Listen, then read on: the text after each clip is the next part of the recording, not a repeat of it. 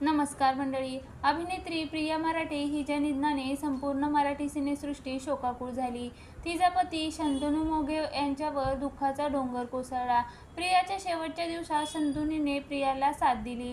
प्रियाने तिच्या आजारपणाबद्दल कोणालाच सांगितलं नव्हतं. या कठीण काळात ती कोणाला भेटली देखील नव्हती. शंतनूच तिच्यासोबत कायम होता. प्रियाच्या निधनानंतरही शंतनू कुठे दिसला नाही. 31 ऑगस्टला प्रियाचं निधन झालं. प्रियाच्या निधनाच्या 19 दिवसांनी शंतनू पहिल्यांदा समोर आला. प्रियाच्या निधनाच्या काही दिवस आधी शंतनूने स्टार प्रवाहावरील येड लागलं प्रेमाचं मालिकेत एंट्री घेतली होती. प्रियाच्या निधनानंतर त्याने मालिकेतून ब्रेक घेतला. प्रियाच्या निधनानंतर शंतनू मोघेनं जवळपास 15 दिवस काम थांबवलं होतं. मात्र आता त्याने पुन्हा एकदा छोट्या पडद्यावर आगमन केलं आहे. या मालिकेच्या माध्यमातून पहिल्यांदा सर्वांसमोर आला.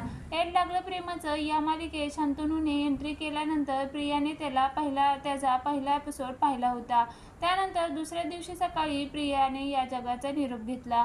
येड लागलं प्रेमाचं मालिकेत शंतनू मंजिरीच्या भावाचा रोल करत आहे. मालिकेत मंजिरी रायाशी लग्न करण्याचा निर्णय घेते, मात्र शंतनू तिच्या निर्णयाला विरोध करतो.